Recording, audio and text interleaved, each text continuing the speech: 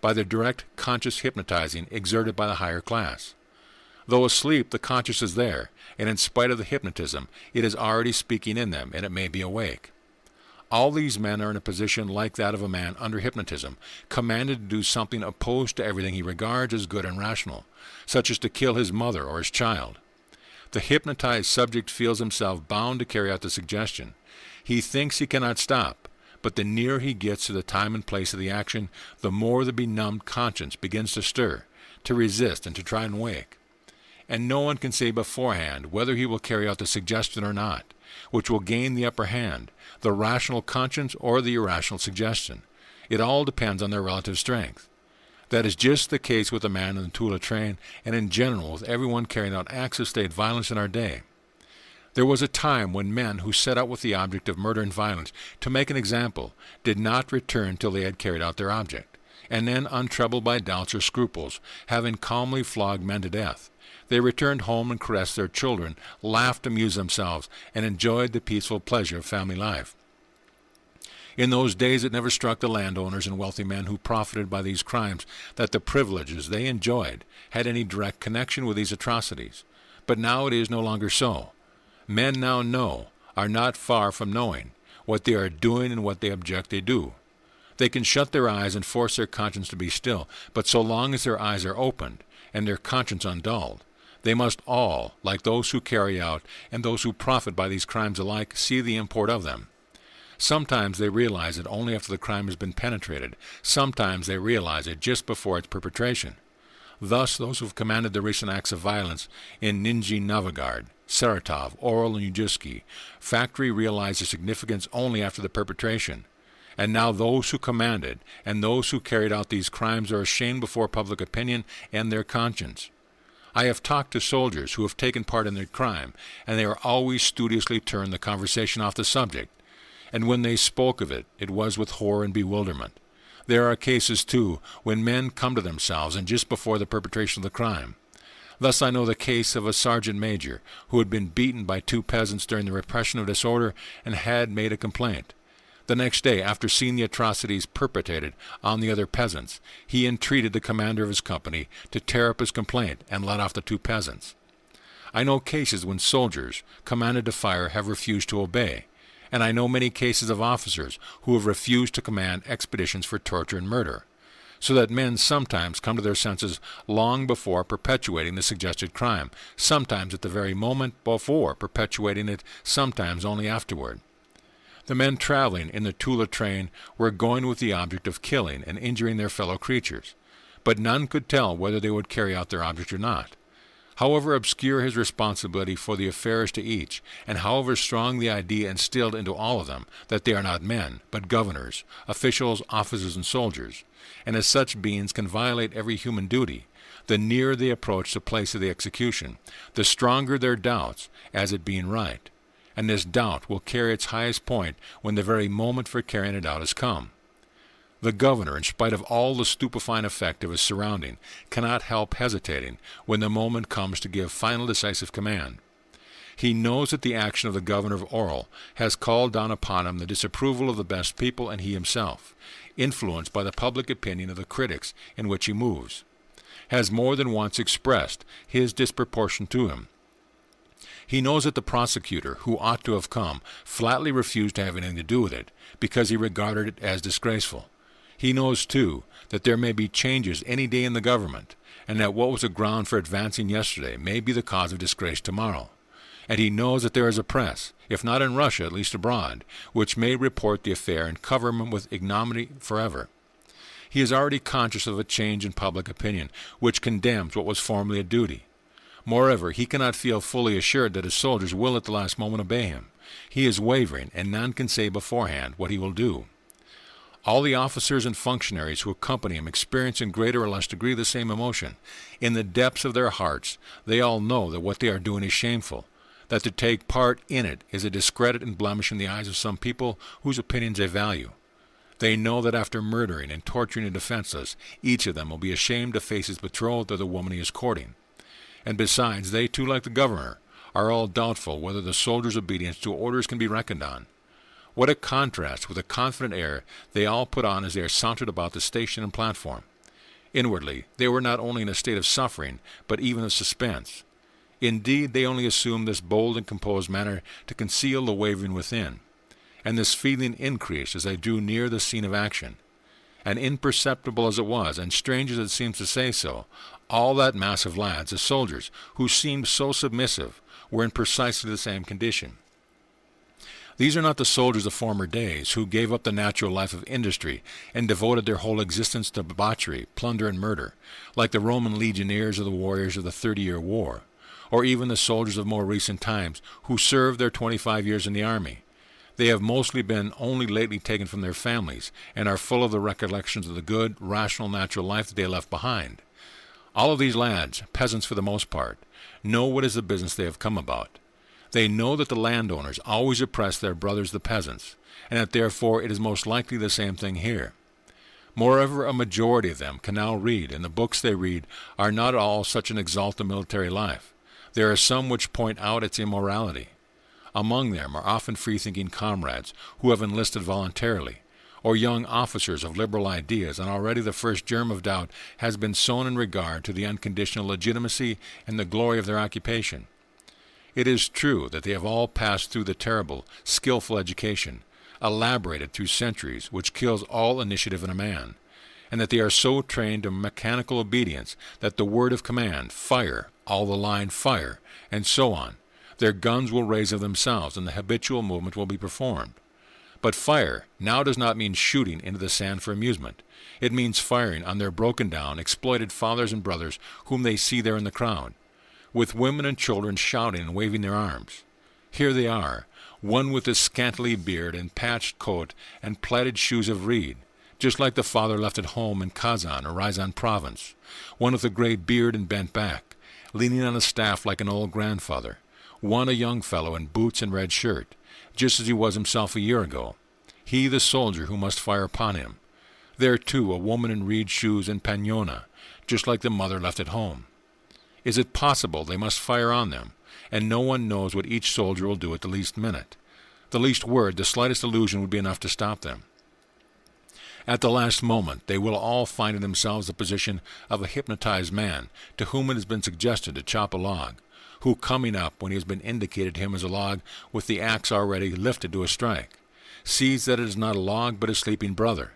He may perform the act that has been suggested to him, and he may come to his senses at the moment of performing it. In the same way, all these men may come to themselves in time, or may they go on into the end. If they do not come to themselves, the most fearful crime will be committed, as an oral, and then the hypnotic suggestion under which they act will be strengthened in all other men. If they do come to themselves, not only this terrible crime will not be perpetuated, but many also who hear the turn of affairs has taken will be emancipated from the hypnotic influence in which they were held, or at least will be near being emancipated from it.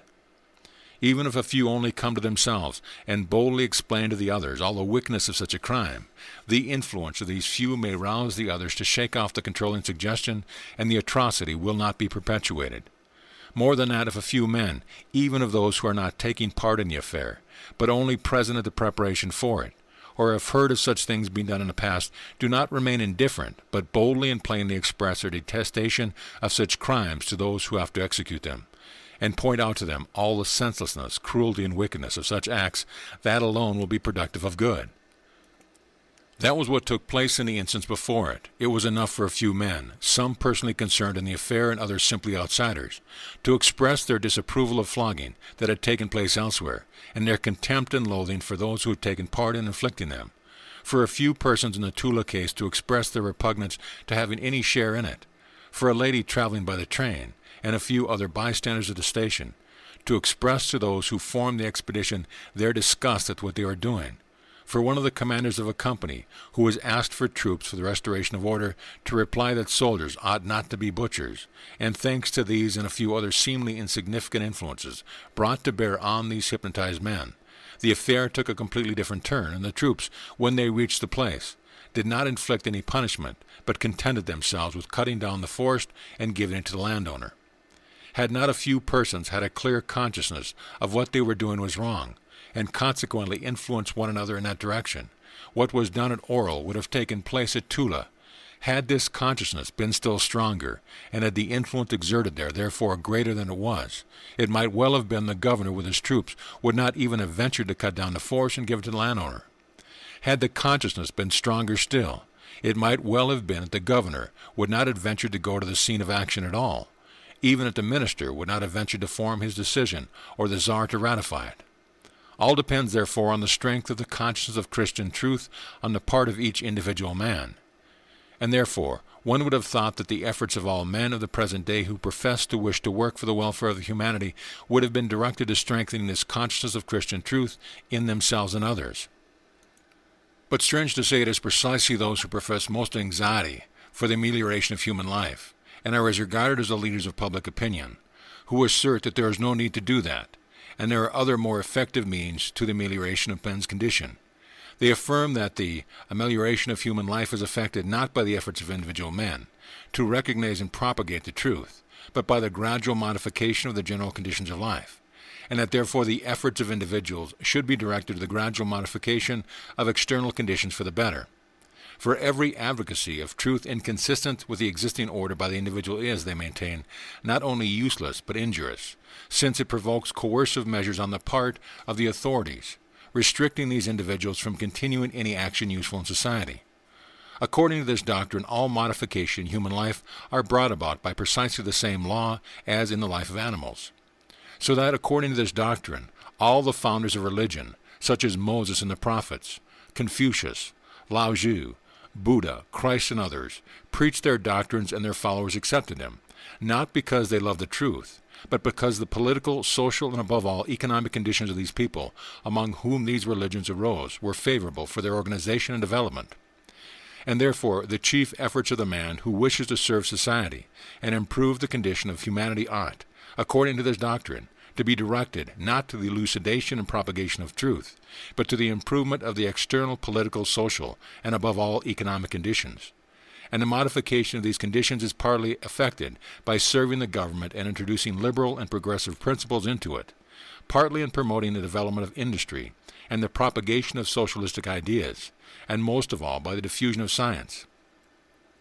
According to this theory, it is of no consequence whether you profess the truth revealed to you, and therefore realize it in your life, or at least refrain from committing actions opposed to the truth, such as serving the government and strengthening its authority when you regard it as injurious, profiting by the capitalistic system when you regard it as wrong, showing veneration for various ceremonies which you believe to be degrading superstitions, giving support to the law when you believe it to be founded on error, serving as a soldier, taking oath and line, and lowering yourself generally. It is useless to refrain from all of that. What is of use is not altering the existing form of life, but submitting to them against your own conviction, introducing liberalism into the existing institutions, promoting commerce, the propaganda of socialism, and the triumph of what is called science and the diffusion of education. According to this theory, one can remain a landowner, merchant, manufacturer, judge, official in government pay, officer and soldier, and still not only be a human man, but even a socialist and revolutionist. Hypocrisy, which had formerly only a religious basis in the doctrine of original sin, the redemption, and the church, has in our day gained a new scientific basis, and has consequently caught in its nets all of those who had reached too high a stage of development to be able to find support in religious hypocrisy. So that while in former days a man who professed the religion of Christ could take part in all crimes of the state, and profit by them, and still regard himself as free from any taint of sin, so long as he fulfilled the external observance of his creed, nowadays all who do not believe in the Christianity of the Church find similar well-founded irrefutable reasons in science for regarding themselves as blameless, and even highly moral in spite of their participation in the misdeeds of government and the advantages they gain from them. A rich landowner, not only in Russia but in France, England, Germany, and America, lives on the rents extracted from the people living on this land and robs these generally poverty-stricken people all he can get from them. This man's right of property in the land rests on the fact that at every effort on the part of the oppressed people, without his consent, to make use of the land he considers his, troops are called out to subject him to punishment and murder. One would have thought that it was obvious that a man living in this way was an evil, egotistic creature, and could not possibly consider him a Christian or a liberal. One would have supposed it evident that the first thing such a man must do, if he wishes to approximate to Christianity or liberalism, would be to cease to plunder and ruin men by means of acts of state violence in support of his claim to the land.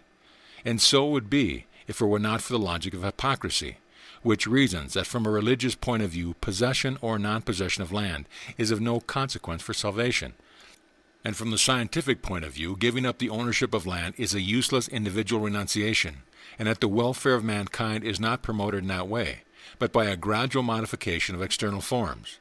And so we see this man, without the least trouble of mind or doubt that people will believe in his sincerity, organizing an agricultural exposition, or a temperance society, or sending some soup and stockings by his wife or children to 3 old women, and boldly in his family in drawing rooms or committees in the press advocating the gospel of humanitarianism doctrine, of love for one's neighbor in general, and the agricultural laboring population in particular, whom he is continually exploiting and oppressing. And other people who are in the same position as he believes him, commend him, and solemnly discuss with him measures for ameliorating the condition of the working class, on whose exploitation their whole life rests, devising all kinds of possible methods for this, except the one without all improvements of their condition is impossible, that is, refraining from taking from them the land necessary for their substance. A striking example of this hypocrisy was the solicitude displayed by the Russian landowner last year. Their efforts to combat the famine which they had caused and by which they profited, selling not only bread at the highest price, but even potato halum at 5 rupees the desitin for fuel for the freezing peasants. Or take a merchant whose whole trade, like all trade indeed, is founded on a series of trickery, by means of which, profiting by the ignorance or need of others, he buys goods well below their value, and sells them again above their value. Or would have fancied it obvious that a man whose whole occupation was based on what in his own language is called swindling, if it is done under the conditions, ought to be ashamed of his position, and could not any way, while he continues a merchant, profess himself a Christian or a liberal. But the sophistry of hypocrisy reasons that the merchant can pass for a virtuous man without giving up his pernicious course of action. A religious man need only have faith, and a liberal man need only promote the modification of external conditions, the progress of industry.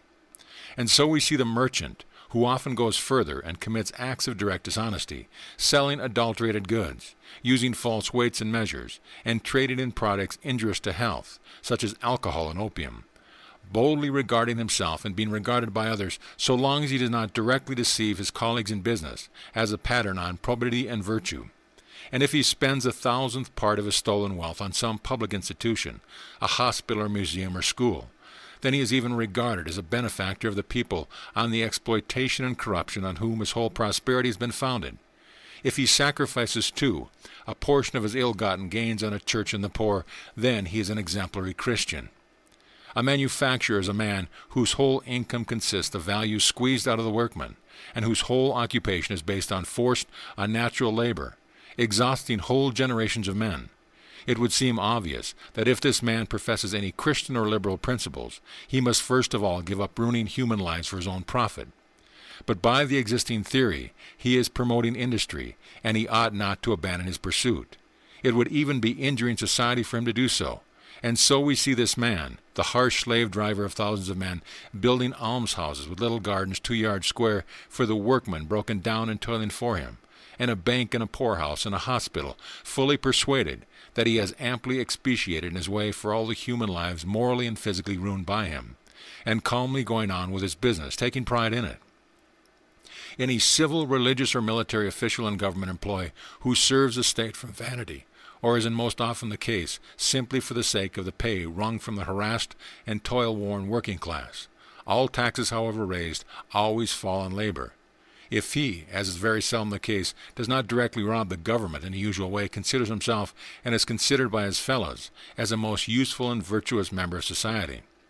A judge or a public prosecutor knows that through his sentence or his prosecution hundreds or thousands of poor wretches are at once torn from their families and thrown into prison, where they may go out of their minds, kill themselves with pieces of broken glass, or starve themselves. He knows that they have wives and mothers and children, disgraced and made miserable by separation from them, vainly begging for pardon for them, or some alleviation of their sentence. And this judge or this prosecutor is so hardened in his hypocrisy that he and his fellows and his wife and his household are fully convinced that he may be a most exemplary man. According to the metaphysics of hypocrisy, it is held that he is doing a work of public utility, and this man who has ruined hundreds, thousands of men, who curse him and are driven to desperation by his action, goes to Mass, a smile of shining benevolence in a smooth face, in perfect faith and good in God, listens to the gospel, caresses his children, preaches moral principles to them, and is moved by imaginary suffering. All these men, and those who depend on him, their wives, tutors, children, cooks, actors, jockeys, and so on, are living on the blood on which one means or another, though one set of bloodsuckers or another is drawn out of the working class. And every day their pleasures cost hundreds or thousands of days of labor. They see the suffering and privation of these laborers and their children, their aged, their wives, and their sick. They know the punishment inflicted on those who resist this organized plunder, and far from decreasing, far from concealing their luxury, they insolently display it before these oppressed laborers who hate them, as though intentionally provoking them with the pomp of their parks and palaces, their theaters, hunts, and races. At the same time, they continue to persuade themselves and others that they are all much concerned about the welfare of these working classes, whom they always trample under their feet. And so Sundays, richly dressed, they drive in sumptuous carriages to the house of God, built in very mockery of Christianity, and there listen to men trained to his work of deception, who in white neckties or brocaded vestments, according to their denomination, preach the love for their neighbor which they all gainsay in their lives. And these people have so entered into their part that they seriously believe that they really are what they pretend to be. The universal hypocrisy has so entered into the flesh and blood of all classes of our modern society, it has reached such a pitch that nothing in that way can rouse indignation. Hypocrisy in the Greek means acting, and acting, playing a part, is always possible. The representatives of Christ gave their blessing to the ranks of murderers, holding their guns loaded against their brothers. For prayer, priests, ministers of various Christian sects are always present, as indispensably as the hangman, at execution, and sanctioned by their presence by the compatibility of murder with Christianity. A clergyman assisted at the attempt of murder by electricity in America, but such facts cause no one any surprise. There was recently held at Petersburg an international exhibition of instruments of torture, handcuffs, models of solitary cells, that is to say, instruments of torture worse than knots or rods, and sensitive ladies and gentlemen went and amused themselves by looking at them. No one is surprised that together with its recognition of liberty, equality, and fraternity, liberal science should prove the necessity of war, punishment, customs, the censor, the regulation of prostitution, the exclusion of cheap foreign labor, the hindrance of emigration, the justifiableness of colonization, based on poisoning and destroying whole races of men called savages, and so on. People talk of the time when all men shall profess what is called Christianity, that is, various professions of faith hostile to one another, when all shall be well fed and clothed, when all shall be united from one end of the world to the other by telegraphs and telephones, and be able to communicate by balloons, when all the working classes are permeated by socialistic dogmas, when the trade unions possess so many millions of members and so many millions of rubles, when everyone is educated and all can read newspapers and learn all the sciences. But what good or useful thing can come of these improvements if men do not speak and act in accordance with what they believe to be the truth? The condition of men is the result of their disunion. Their disunion results from their not following the truth which is one, but falsehoods which are many. The sole means of uniting men is their union in the truth, and therefore the more sincerely men strive toward the truth, the nearer they get to unity. But how can men be united in truth, or even approximate to it, if they do not even express the truth they know, but hold that there is no need to do so, and pretend to regard as truth what they believe to be false? And therefore no improvement is possible so long as men are hypocritical and hide the truth from themselves, so long as they do not recognize that their union and therefore their welfare is only possible in the truth, and do not put the recognition and profession of the truth revealed to them higher than anything else. All the material improvements that religious and scientific men can dream of may be accomplished. All men may accept Christianity, and all the reforms desired by the Bellamys may be brought about with every possible addition or improvement. But if the hypocrisy which rules nowadays still exists, if men do not profess the truth they know, but continue to feign belief in what they do not believe and veneration for what they do not respect, their condition will remain the same or even grow worse and worse. The more men are freed from privation, the more telegraphs, telephones, books, papers, and journals there are, the more means there will be of diffusing inconsistent lies and hypocrisies, and the more disunited and consequently miserable will men become, which indeed is what we see actually taking place. All these material reforms may be realized, but the position of humanity will not be improved.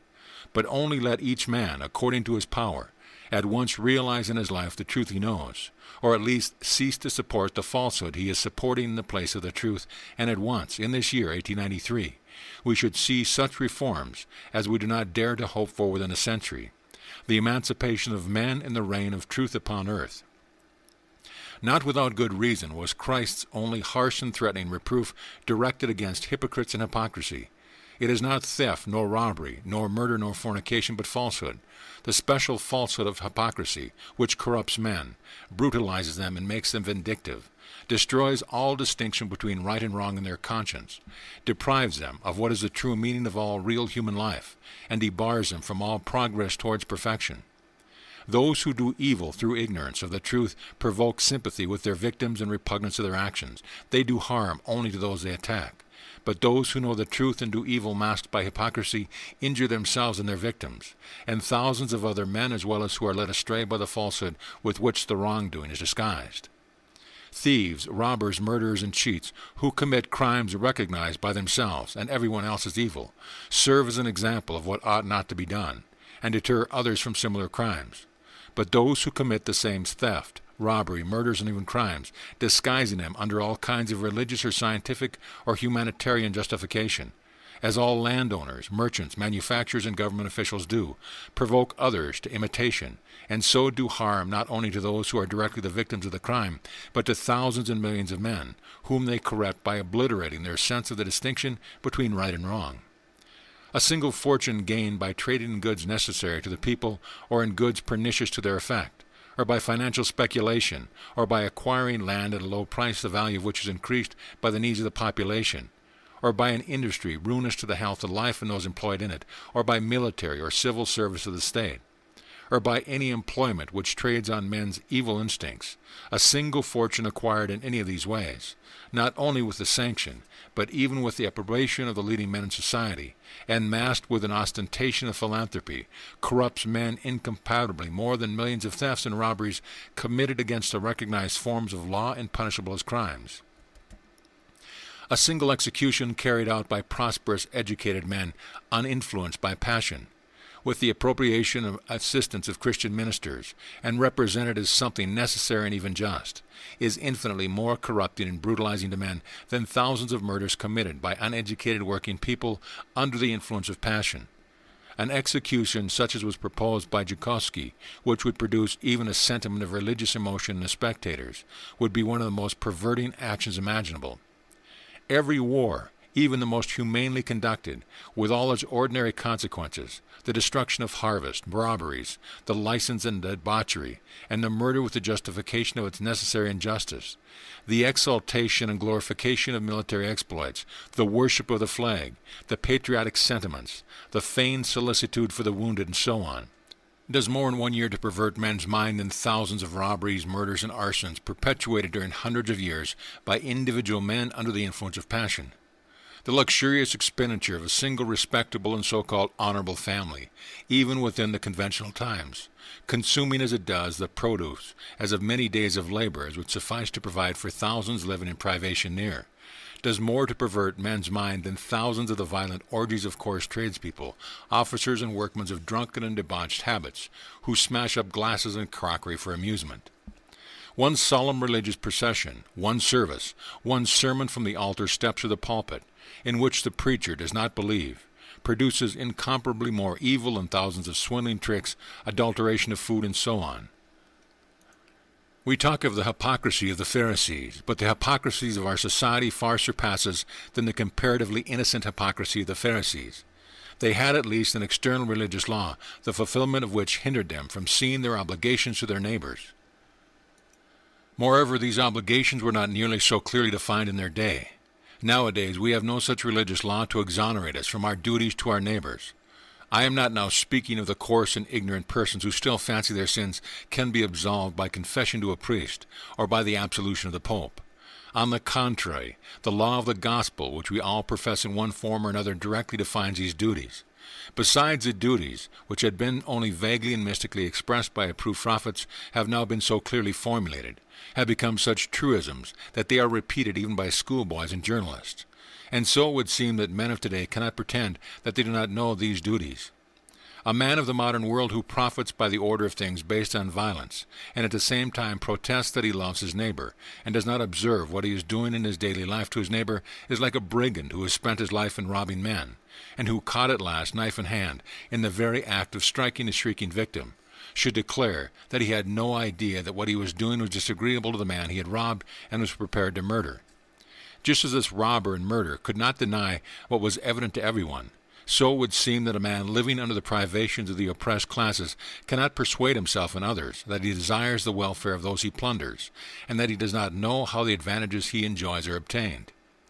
It is impossible to convince ourselves that we do not know that there are 100,000 men in prison in Russia alone to guarantee the security of our property and tranquility, and that we do not know of the law tribunals in which we take part, and which, at our initiative, condemn those who have attacked our property or our security to prison, exile, or forced labor, whereby men no worse than those who condemn them are ruined and corrupted, or that we do not know that we only possess all that we do possess, because it has been acquired and is defended for us by murder and violence. We cannot pretend that we do not see the armed policeman who marches up and down beneath our windows to guarantee our security while we eat our luxurious dinner, or look at the new piece of a theater, or that we are unaware of the existence of the soldiers who will make their appearance with guns and cartridges directly on our property is attacked. We know very well that we are only allowed to go on eating our dinner, to finish seeing the new play, or to enjoy to the end the ball, the Christmas fete, the promenade, the races, or the hunt, thanks to the policeman's revolver at the soldier's rifle, which will shoot down the famished outcast who has been robbed of his share, and who looks around the corner with covetous eyes at our pleasure, ready to interrupt them instantly. Were not the policeman and the soldier there prepared to run up at our first call for help? And therefore, just as a brigand caught in broad daylight in the act cannot persuade us that he did not lift his knife in order to rob his victim of his purse, and had no thought of killing him, we too, it would seem, cannot persuade ourselves or others that the soldiers and policemen around us are not to guard us, but only for a defense against foreign foes and to regulate traffic and fetes and ruse. We cannot persuade ourselves and others that we do not know that the men do not like dying of hunger, bereft of the right to gain their subsistence from the earth on which they live, that they do not like working underground in the water or in stifling heat for 10 to 14 hours a day, at night in factories to manufacture objects for our pleasure. One would imagine it impossible to deny what is so obvious, yet it is denied. Still there are among the rich, especially among the young, and among women, persons who I am glad to meet more and more frequently, who, when they are shown in what way and what cost their pleasures are purchased, do not try to conceal the truth by hiding their heads in their hands and cry, "Oh, don't speak of that. If it is so, life is impossible." But though there are such sincere people who, even though they cannot renounce their fault, at least see it, the vast majority of the men of the modern world have so entered into the parts they play in their hypocrisy that they boldly deny what is staring everyone in the face. All that is unjust, they say. No one forces the people to work for the landowner and manufacturers. That is an affair of free contract. Great properties and fortunes are necessary because they provide and organize work for the working class. And labor in the factories and workshops is not at all the terrible thing you make it out to be. Even if there are some abuses in factories, the government and the public are taking steps to obviate them and to make the labor of the factory workers much easier and even agreeable. The working classes are accustomed to physical labor and are, so far, fit for nothing else. The poverty of the people is not the result of private property and land, nor of its capitalistic oppression, but of other causes. It is the result of ignorance, brutality, and intemperance of the people. And we men in authority who are striving against this impoverishment of people by wise legislation, we capitalists who are combating it by the extension of useful inventions, we clergymen by religious instruction, and we liberals by the formation of trade unions and the diffusion of education, are in this way increasing the prosperity of the people without changing our own positions. We do not want all to be poor as the poor. We want all to be as rich as the rich. As for the assertion that men are ill-treated and murdered to force them to work for the profit of the rich, that is sophism. The army is only called out against the mob when the people, in ignorance of their own interest, make disturbances and destroy the tranquility necessary for the public welfare. In the same way, too, it is necessary to keep in restraint the malefactors for whom the prisons and gallows are established.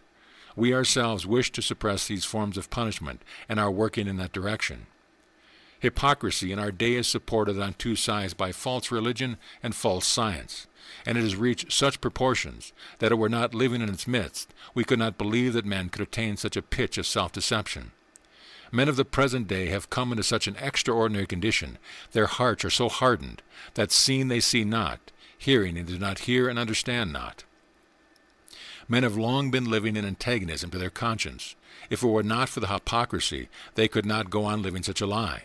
This social organization in opposition to their conscience only continues to exist because it is disguised by hypocrisy. And the greater the divergence between actual life and men's conscience, the greater the extension of hypocrisy. But even hypocrisy has its limits, and it seems to me that we have reached these limits in the present day. Every man of the present day with the Christian principles assimilated involuntarily into his conscience finds himself in precisely the position of a man asleep who dreams that he is obliged to do something which even in his dream he knows he ought not do. He knows this is the depth of his conscience, and all the same he seems unable to change his position. He cannot stop and cease doing what he ought not to do, and just as in a dream, his position becomes more and more painful, at last reaches such a pitch of intensity that he begins sometimes to doubt the reality of what is passing, and makes a moral effort to shake off the nightmares which is oppressing him. This is just the condition of the average man of our Christian society. He feels that all that he does himself, and that is done around him, is something absurd, hideous, impossible, and opposed to his conscience. He feels that his position is becoming more and more unendurable, and reaching a crisis of identity.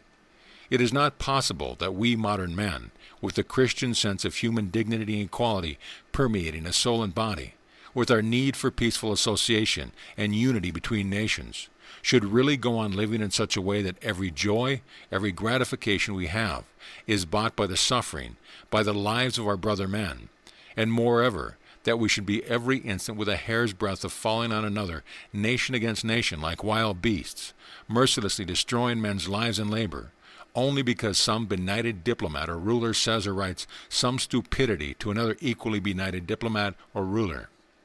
It is impossible, yet every man of our days see that this is so and awaits a calamity, and the situation becomes more and more insupportable. And as the man who is dreaming does not believe that what appears to him can be truly the reality, and tries to wake up to the actual real world again, so the average man of modern days cannot in the bottom of his heart believe that the awful position in which he is placed, and which is growing worse and worse, can be the reality, and tries to wake up to a true real life as it exists in his conscience. And just as a dreamer need only make a moral effort and ask himself, isn't it a dream?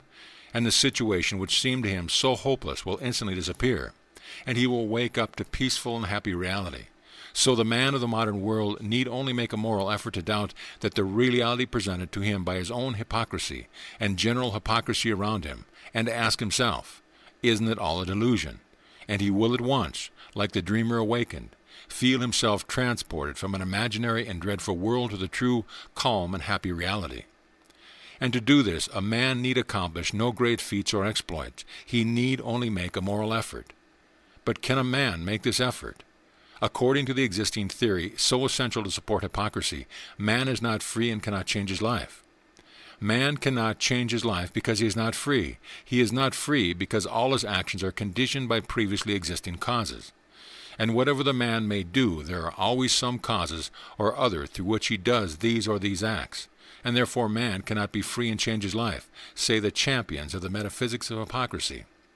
And they would be perfectly right if man were a creature without conscience and incapable of moving toward the truth. That is to say, if after recognizing a new truth, man always remained at the same stage of moral development. But man is a creature with a conscience and capable of attaining a higher and higher degree of truth. And therefore, even if man is not free as regards performing these or those acts, because there exists a previous cause for every act, the very cause of his acts, consisting, as they do for a man of conscience, of the recognition of this or that truth, are within his own control.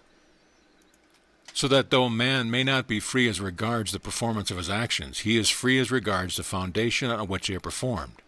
Just as the mechanician, who is not free to modify the movement of his locomotive when it is in motion, is free to regulate the machine beforehand so as to determine what the movement is to be. Whatever the conscious man does, he does just as he does, and not otherwise, only because he recognizes that to act as he is acting is in accord with the truth, or because he has recognized it at some previous time, and is now only through inertia, through habit, acting in accordance with his previous recognition of truth. In any case, the cause of his action is not to be found in any given previous fact, but in the consciousness of a given relation to truth, and the consequent recognition of this or that fact as a sufficient basis for action.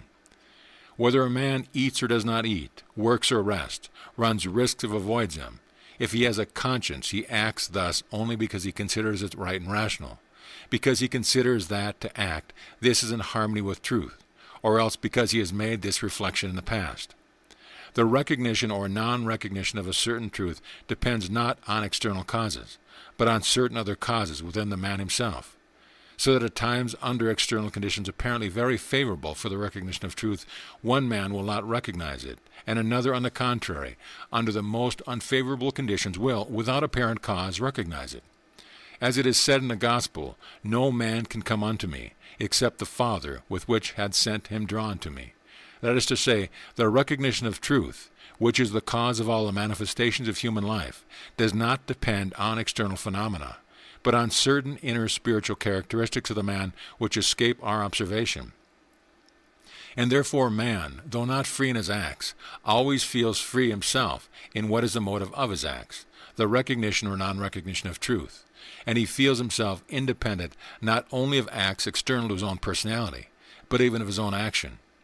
Thus a man who under the influence of passion has committed an act contrary to the truth he recognizes, remains nonetheless free to recognize it or not recognize it.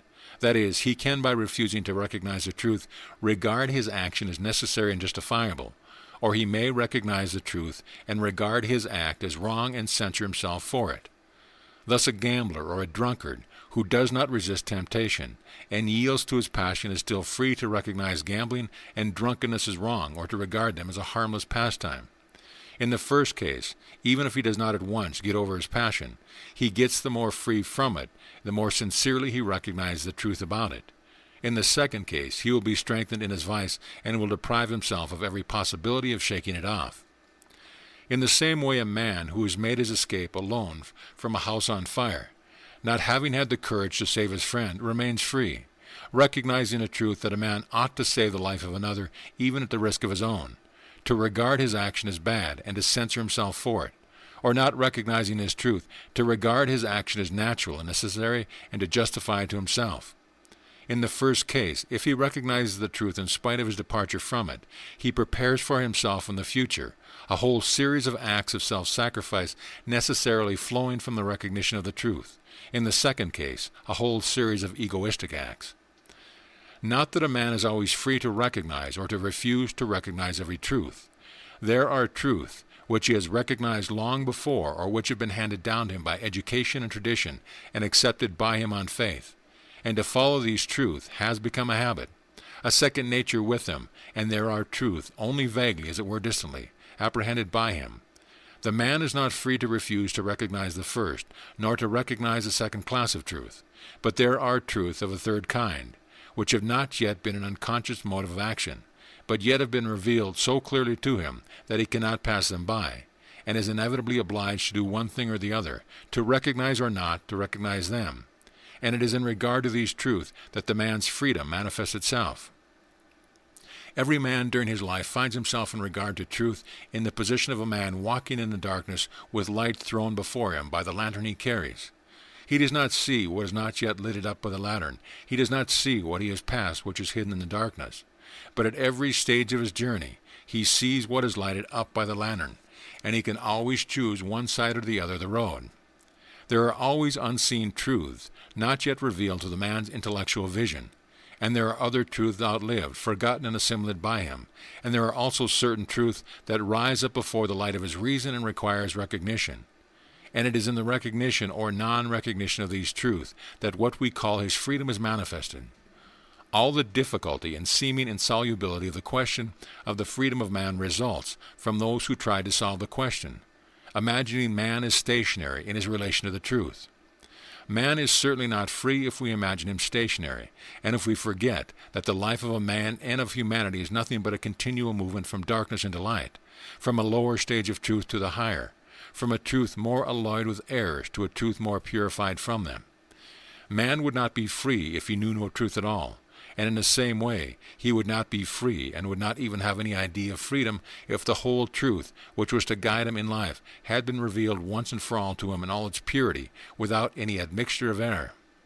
But man is not stationary in regard to truth, but every individual man as he passes through life, and humanity as a whole in the same way, is continually learning to know a greater and greater degree of truth, and growing more and more free from error. And therefore men are in a threefold relation to truth. Some truths have been so assimilated by them that they have become the unconscious basis of action. Others are only just at the point of being revealed to him, and a third class, though not yet assimilated by him, have been revealed to him with sufficient clearness to force him to decide either to recognize them or to refuse to recognize them. Thus, then, are the truth which man is free to recognize or to refuse to recognize.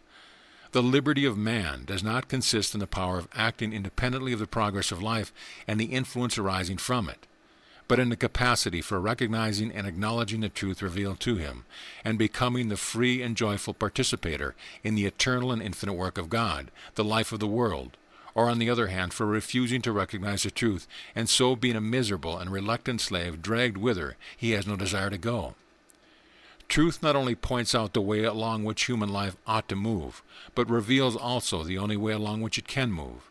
And therefore all men must willingly or unwillingly move along the way of truth, some spontaneously accomplishing the task set them in life, others submitting involuntarily to the law of life. Man's freedom lies in the power of his choice. This freedom within these narrow limits seems so insignificant to man they do not notice it. Some, the determinists, consider this amount of freedom so trifling that they do not recognize it at all. Others, the champions of complete free will, keep their eyes fixed on their hypothetical free will and neglect this, which seemed to them such a trivial degree of freedom. This freedom, confined between the limits of complete ignorance of the truth and a recognition of a part of the truth, seems hardly freedom at all, especially since whether a man is willing or unwilling to recognize the truth revealed to him, he will be inevitably forced to carry it out in life. A horse harnessed with others to a cart is not free to refrain from moving the cart. If he does not move forward, the cart will knock him down and go on dragging him with it, whether he will or not. But the horse is free to drag the cart himself or to be dragged with it, and so it is with man. Whether this is a great or small degree of freedom is comparison with the fantastic liberty we should like to have. It is the only freedom that really exists, and in it consists the only happiness attainable by man. And more than that, this freedom is the sole means of accomplishing the divine work on the life of the world. According to Christ's doctrine, the man who sees the significance of life in the domain in which is not free, in the domain of effects, that is, of acts, has not the true life. According to the Christian doctrine, the man is living in the truth who has transported his life to the domain in which it is free, the domain of causes, that is, the knowledge and recognition, the profession and realization in life of real truth.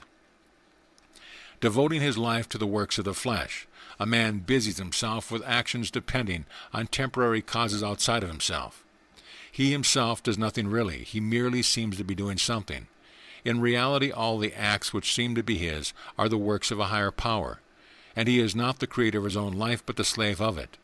Devoting his life to the recognition and fulfillment of truth revealed to him, he identifies himself with the source of universal life and accomplishes acts not personal and dependent on conditions of space and time, but acts unconditioned by previous causes, acts which constitute the cause of everything else and have an infinite, unlimited significance.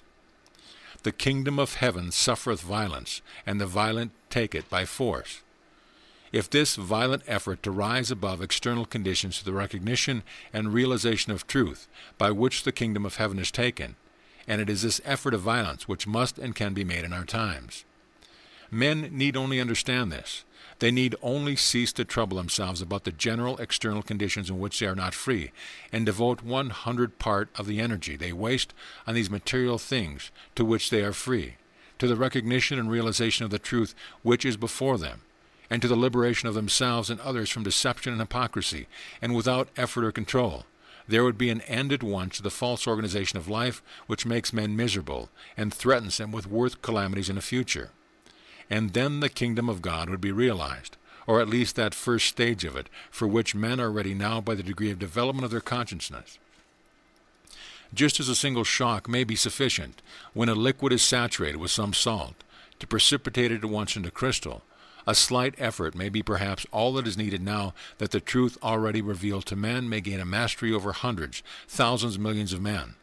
That a public opinion consistent with conscience may be established, and through this change of public opinion the whole order of life may be transformed, and it depends upon us to make the effort.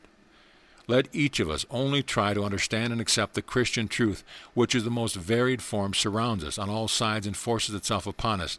Let us only cease from lying and pretending that we do not see this truth or wish to realize it, at least in what it demands from us all else. Only let us accept and boldly profess the truth to which we are called, and we should find at once that hundreds, thousands, millions of men are in the same position as we are, that they see the truth as we do, and dread as we do to stand alone in recognizing it, and let us only waiting for us to recognize it also. Only let men cease to be hypocrites, that they would at once see that this cruel social organization, which hold them in bondage, and is represented to them as something stable, necessary, and ordained of God, is already tottering, is only propped up by the falsehood of hypocrisy, with which we and others like us support it. But if this is so, if it is true that it depends on us to break down the existing organization of life, have we the right to destroy it, without knowing clearly what we shall set up in its place? What will become of human society when the existing order of things is at an end? What shall we find at the other side of the walls of the world we are abandoning? Fear will come upon us, a void, a vast emptiness. Freedom, how are we to go forward, not knowing whither? How face loss, not seeing hope of gain? If Columbus had reasoned thus, he would never have weighed anchor. It was madness to set off upon the ocean, not knowing the route on the ocean of which no one had sailed, to sail toward a land whose existence was doubtful. But this madness, he discovered a new world. Doubtless if the people of the world could simply transfer themselves from one furnished mansion to another, and better one, it would make it much easier. But unluckily there is no one to get humanity's new dwelling ready for it. The future is even worse than the ocean. There is nothing there. It will be what men and circumstance make of it. If you are content with the old world, try to preserve it. It is very sick, and we cannot hold out much longer. But if you cannot bear to live in everlasting dissonance between your beliefs and your life, thinking one thing and doing another, get out of the medieval witted sepulchres and face your fears. I know very well it is not easy. It is not a little thing to cut oneself off from all which a man has been accustomed from his birth, with which he has grown up to maturity. Men are ready for tremendous sacrifices, but not for those which life demands of them. Are they ready to sacrifice modern civilization, their manner of life, their religion, their conceived and relieved conventional morality? Are we ready to give up all the results we have attained with such effort, results of which we have been boasting for 3 centuries, to give up every convenience and charm of our existence, to prefer savage youth to the senile decay of civilization, to pull down the palace raised for us by our ancestors only for the pleasure of having a hand in the founding of a new house, which will doubtless be built long after we are gone? Thus wrote almost half a century ago the Russian writer, who with prophetic insight saw clearly then what even the most unreflecting man sees today, the impossibility, that is, of life continuing on its old basis, and the necessity of establishing new forms of life. It is clear now from the very simplest, most commonplace point of view that it is madness to remain under the roof of a building which cannot support its weight, and that we must leave it. And indeed it is difficult to imagine a position more wretched than that of the Christian world today, with its nations armed against one another, with its constantly increasing taxation to maintain its armies, with the hatred of the working class for the rich ever growing more intense, and the Damocles' sword of war forever hanging over the heads of all, ready every instant to fall, certain to fall sooner or later. Hardly could any revolution be more disastrous for the great mass of the population than the present order, or rather disorder, of our life, with its daily sacrifices to exhausting and unnatural toil, to poverty, drunkenness, and profligacy, with all the horrors of the war that is at hand, which will swallow up in 1 year more victims than all the revolutions of the century. What will become of humanity if each of us performs the duty God demands of us through the conscience implanted within us? Will not harm come if, being wholly in the power of the Master, I carry out, in the workshop erected and directed by him, the orders he gives me, strange though they may seem to me who do not know the Master's final aim? But it is not even this question, what will happen, That agitates men when they hesitate to fulfill the Master's will. They are troubled by the question how to live without these habitual conditions of life which we call civilization, culture, art, and science. We feel ourselves all the burdensome of life as it is. We see all that this organization of life must inevitably be our ruin if it continues. At the same time, we want the conditions of our life which arise out of this organization, our civilization, culture, art, and science to remain intact. It is as though a man, living in an old house and suffering from cold and all sorts of inconvenience in it, knowing, too, that it is on the point of falling to pieces, should consent to its being rebuilt, but only in the condition that he should not be required to leave it, a condition which is equivalent to refusing to have it rebuilt at all. But what if I leave the house and give up every convenience for a time, and the new house is not built, or is built on a different plan, so that I do not find it in all the comforts in which I am accustomed? But seeing that the materials of the builders are here, there is every likelihood that the new house will be on contrary better built than the old one. And at the same time, there is not only the likelihood, but the certainty that the whole house will fall down and crush those who remain within it. Whether the old habitual conditions of life are supported, or whether they are abolished or altogether new and better conditions arise, in any case, there is no doubt we shall be forced to leave the old forms of life, which have become impossible and fatal, and must go forward to meet the future. Civilization, art, science, culture will disappear. Yes, but what all these we know are only various manifestations of truth, and the change that is before us is only to be made for the sake of a closer attainment and realization of truth. How then can the manifestation of truth disappear through our realizing it? These manifestations will be different, higher, better, but they will not cease to be. Only what is false in them will be destroyed. All the truth there was in them will only be stronger and more flourishing. Take thought, O men, and have faith in the Gospels, in whose teaching is your happiness. If you do not take thought, you will perish just as men perished, slain by Pilate or crushed by the Tower of Siloam. And millions of men have perished, slayers and slain, executed and executed, tortured and tortured alike. And as man foolishly perished, who filled his granaries full and made ready for long life, and died the very night that he planned to begin his life. Take thought and have faith in the gospel. Christ said 1800 years ago, and he says it with even greater force now, that the calamities foretold by him have come to pass, and the senselessness of our life has reached the furthest point of suffering and madness. Nowadays, after so many centuries of fruitless efforts to make our life secure by the pagan organization of life, it must be evident to everyone that all efforts in that direction only introduce fresh dangers into personal and social life, and do not render it more secure in any way. Whatever names we dignify ourselves with, whatever uniforms we wear, whatever priests we anoint ourselves before, however many we possess, however many guards are stationed along our road, however many policemen guard our wealth, however many so-called criminals, revolutionists, and anarchists we punish, whatever exploits we have performed, whatever states we have founded, fortresses and towers we may have erected, from Babel to the Eiffel Tower, there are two inevitable conditions of life confronting all of us which destroy its whole meaning. First, death, which may at any moment pounce upon each of us. And two, the transitoriness of all our works, which soon pass away and leave no trace. Whatever we may do, found companies, build palaces and monuments, write songs and poems, it is all not for a long time.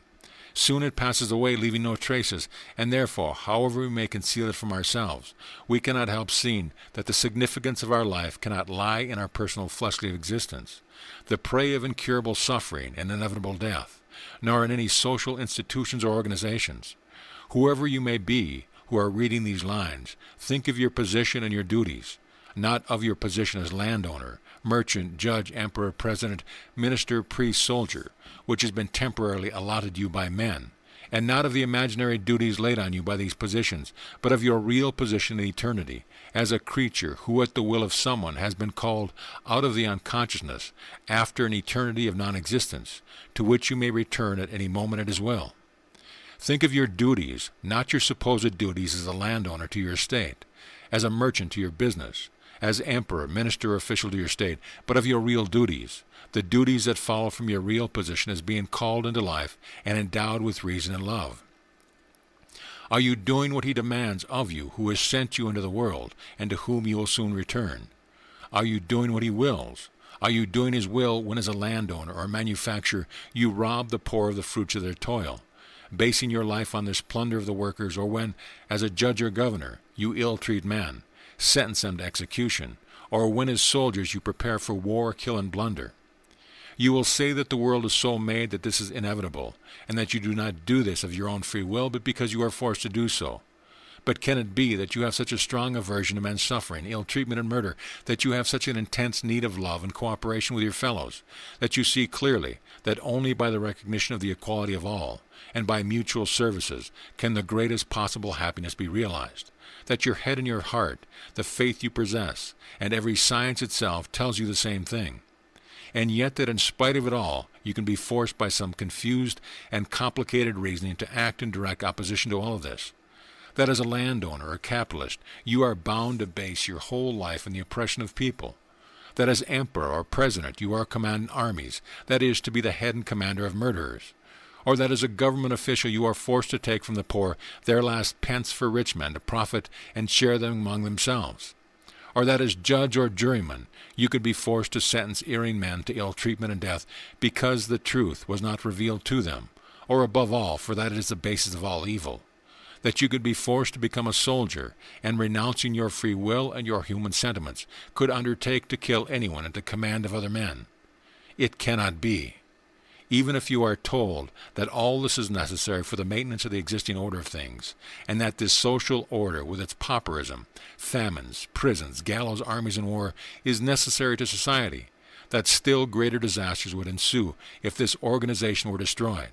All it is said only by those who profit by this organization, while those who suffer from it, and they are 10 times as numerous, think and say quite the contrary.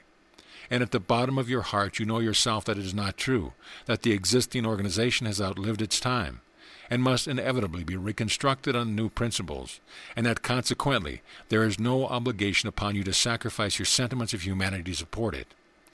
Above all, even if you allow that this organization is necessary, why do you believe it to be your duty to maintain it at the cost of your best feelings? Who has made you the nurse in charge of the sick and moribund organization? Not society, nor the state, nor anyone. No one has asked you to undertake this. You who fill your position of landowner, merchant, czar, priest, or soldier, know very well that you occupy the position by no means with the unselfish aim of maintaining the organization of life necessary to men's happiness, but simply in your own interest, to satisfy your own covetousness, or vanity, or ambition, or indolence, or cowardice. If you did not desire the position, you would not be doing your utmost to retain it. Try the experiment of ceasing to commit the cruel, treacherous, and base actions that you are constantly committing in order to retain your position, and you will lose it at once. Try the simple experiment, as a government official, of giving up lying and refusing to take part in executions and acts of violence, as a priest of giving up deception, as a soldier of giving up murder, as a landowner or manufacturer of giving up defending your property by fraud and force, and you will at once lose the position which you pretend is forced upon you, and which seems burdensome to you. A man cannot be placed against his will in a situation opposed to his conscience.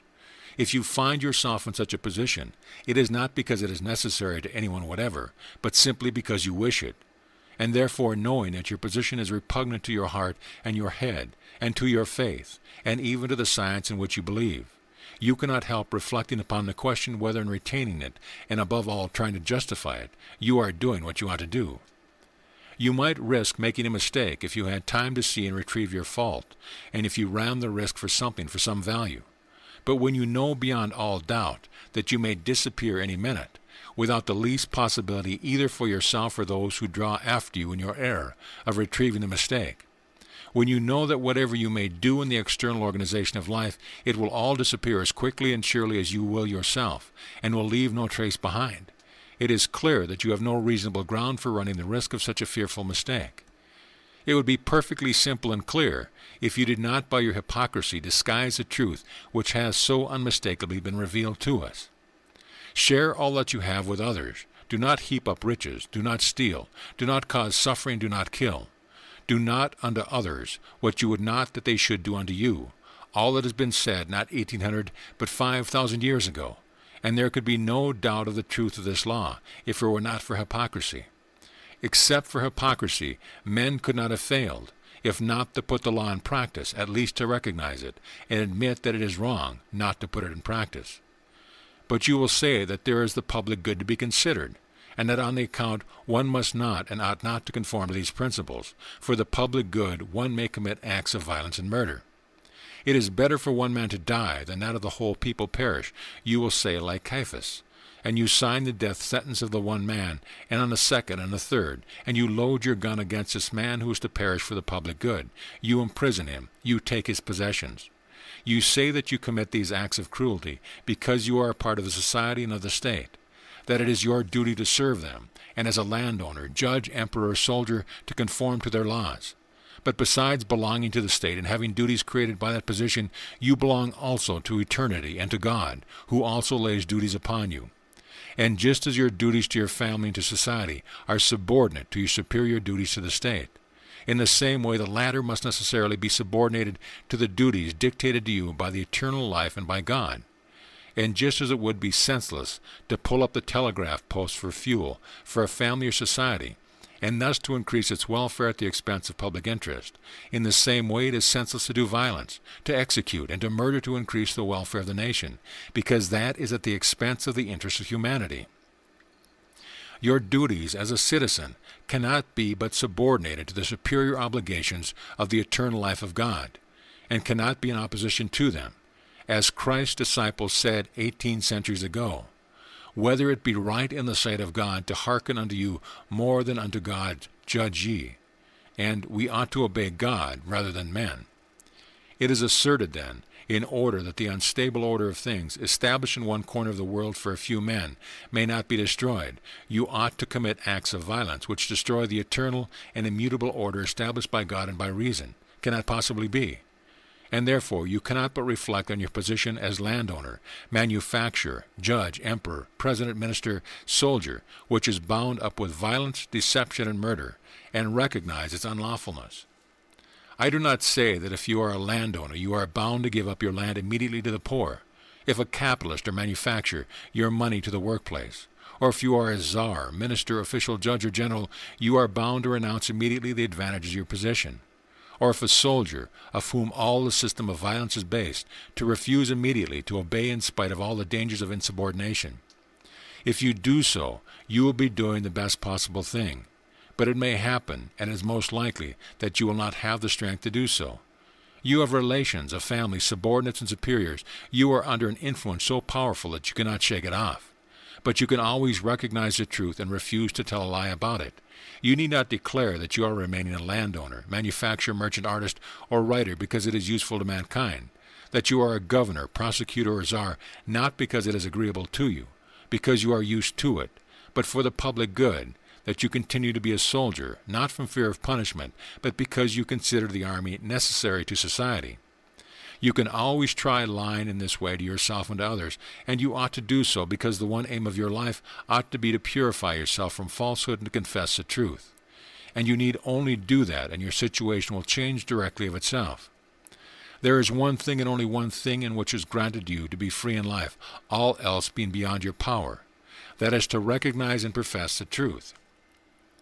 And yet simply from the fact that other men, as misguided and as pitiful creatures as yourself, have made you soldier, czar, landowner, capitalist, priest, or general, you undertake to commit acts of violence, obviously opposed to your reason and your heart, to base your existence on the misfortune of others, and above all, instead of filling the one duty of your life, recognizing and professing the truth, you feign not to recognize it and disguise it from yourself and others. And what are the conditions in which you are doing this? You who may die an instant, you sign sentences of death, you declare war, you take part in it, you judge, you punish, you plunder the working people, you live luxuriously in the midst of the poor, and teach weak men who have confidence in you that this must be so, that the duty of men is to do this, and yet it may happen at the moment when you are acting thus, that a bacterium or a bull may attack you and you will fall and die, losing forever the chance of repairing the harm you have done to others, and above all to yourself, in uselessly wasting a life which has been given you only once in eternity, without having accomplished the only thing you ought to have done. However commonplace and out of date it may seem, however confused we may be by hypocrisy and by the hypnotic suggestion which results from it, Nothing can destroy the certainty of this simple and clearly defined truth. No external conditions can guarantee our life, which is attended with inevitable suffering and infallibly terminated by death, and which consequently can have no significance except in the constant accomplishment of what is demanded by the power which has placed us in life with a sole certain guide, the rational conscience. That is why the power cannot require of us what is irrational and impossible, the organization of our temporary external life, the life of society or of the state.